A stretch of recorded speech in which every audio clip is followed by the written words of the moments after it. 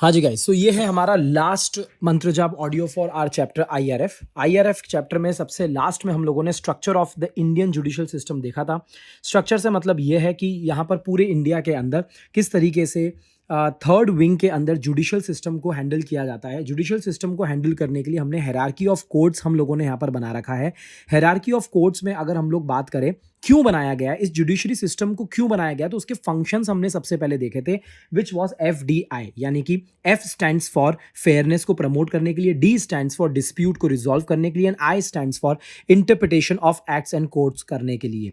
Indian judiciary system जो है उसके ये फंक्शंस है, इस पर डायरेक्टली क्वेश्चन आता है। हायरार्की की अगर मैं बात करूंगा, supreme court is the highest authority in India which is binding on all the courts, ऐसा आर्टिकल 141 ने पावर दे रखी है सुप्रीम कोर्ट को। हाई कोर्ट जो होता है वो बाइंडिंग होता है पूरे स्टेट के ऊपर, यूनियन टेरिटरी के ऊपर, एंड डिस्ट्रिक्ट कोर्ट, और उसके बाद में they are followed by metropolitan courts. इनको वन बाय वन हम लोग देखते हैं।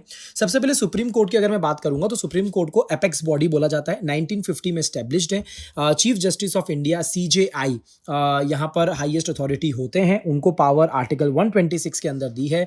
7 मेंबर सीजेआई के अंदर होते थे, अब वो टोटल 34 मेंबर्स इंक्लूडिंग सीजेआई के अंदर कन्वर्ट हो चुके हैं।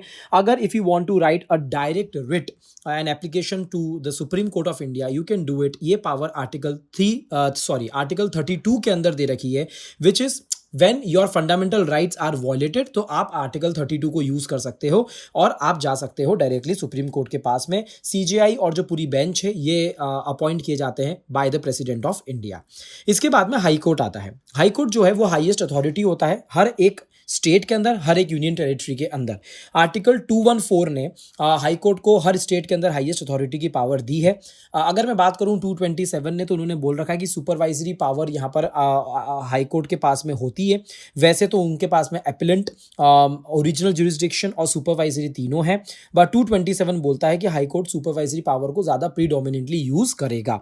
टोटल 25 हाई कोर्ट्स हैं इंडिया के अंदर। 6 स्टेट्स हैं जो सिंगल वन हाई कोर्ट को शेयर करते हैं। वो एग्जाम्पल्स मैंने क्लासेस में आपको बताएं, it is not required at the moment. अगर आप हाई कोर्ट में रिट फाइल करना चाहते हो तो you can do it under article 226, हमको ये पावर दी गई है।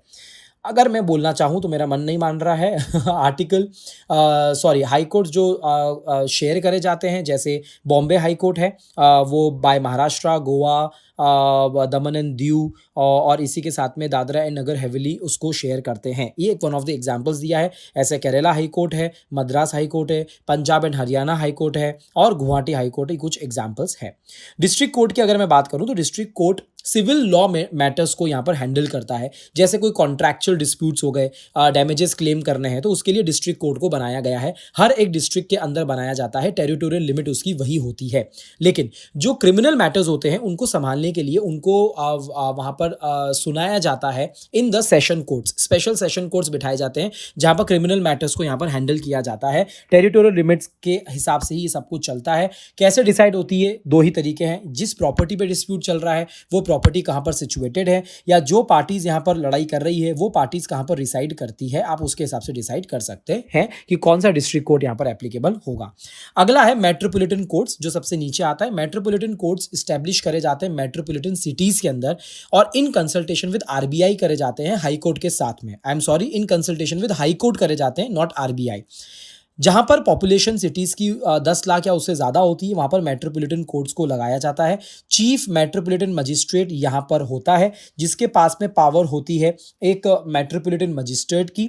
और सबसे इंपॉर्टेंट बात यह है कि बहुत ज़्यादा क्रिमिनल केसेस होते हैं बड़ी बड़ी सिटीज़ के अंदर, तो डायरेक्टली आप डिस्ट्रिक्ट कोर्ट के पास में नहीं भाग सकते हो, तो आप मेट्रोपॉलिटन कोर्ट्स के पास में जा सकते हो। सीआरपीसी यानी कि कोड ऑफ क्रिमिनल प्रोसीजर जो होता है वही यहाँ पर पूरी तरीके से लागू होता है, और ये हमेशा हाई कोर्ट के कंसल्टेशन में ही मेट्रोपॉलिटन कोर्ट्स को बनाया जाता है। तो ये थी आपकी total hierarchy of the structure of the Indian judicial system. So that's it. इसी के साथ में आपका आईआरएफ चैप्टर भी खत्म होता है। Thank you so much. See you in the next chapter.